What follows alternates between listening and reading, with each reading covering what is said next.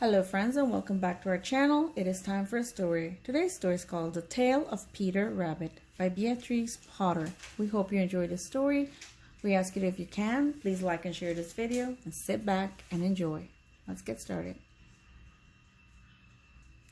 Once upon a time, there were 4 little rabbits and their names were Flopsy, Mopsy, Cottontail, and Peter. They lived with their mother in a sandbank underneath the root of a very big fir tree.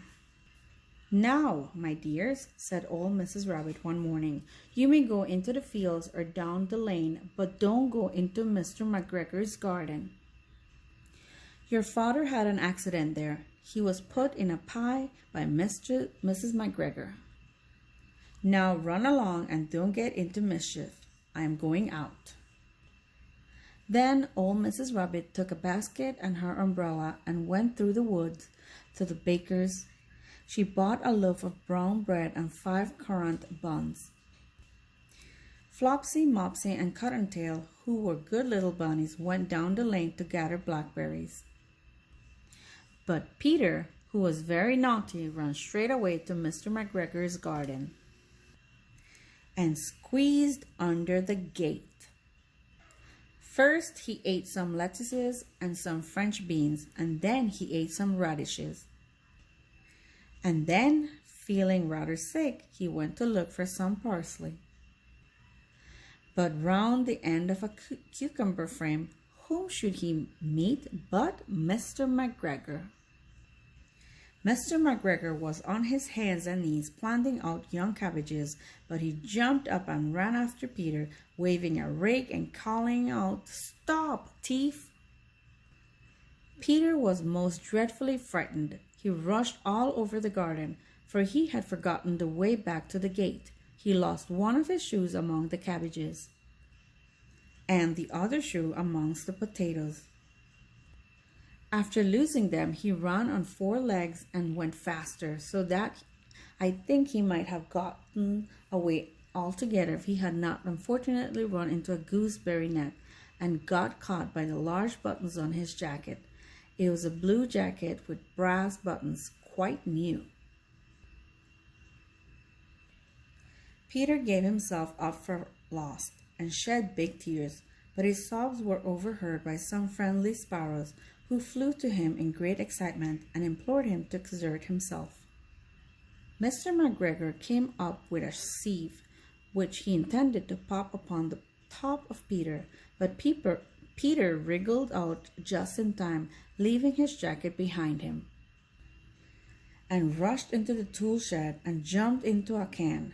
It would have been a beautiful thing to hide in if it had not had so much water in it. Mr. McGregor was quite sure that Peter was somewhere in the tool shed, perhaps hidden underneath a flower pot. He began to turn them over carefully, looking under each. Presently Peter sneezed. "Kerschoo!" Mr. McGregor was after him in no time, and tried to put his foot upon Peter, who jumped out of a window, upsetting 3 plants. The window was too small for Mr. McGregor, and he was tired of running after Peter. He went back to his work. Peter sat down to rest. He was out of breath and trembling with fright, and he had not the least idea which way to go. Also, he was very damp with sitting in that can. After a time, he began to wander about, going lippity-lippity, not very fast, and looking all around. He found a door in a wall, but it was locked, and there was no room for a fat little rabbit to squeeze underneath. An old mouse was running in and out over the stone doorstep, carrying peas and beans to her family in the wood. Peter asked her the way to the gate, but she had such a large pea in her mouth that she could not answer. She only shook her head at him. Peter began to cry. Then he tried to find his way straight across the garden, but he became more and more puzzled. Presently he came to a pond where Mr. McGregor filled his water cans. A white cat was staring at some goldfish. She sat very, very still, but now and then the tip of her tail twitched as if it were alive. Peter thought it was best to go away without speaking to her. He had heard about cats from his cousin, little Benjamin Bunny. He went back towards the tool shed, but suddenly, quite close to him, he heard the noise of a hoe. Scritch! Scratch, scratch, scritch. Peter scuttered underneath the bushes. But presently, as nothing happened, he came out and climbed upon a wheelbarrow and peeped over.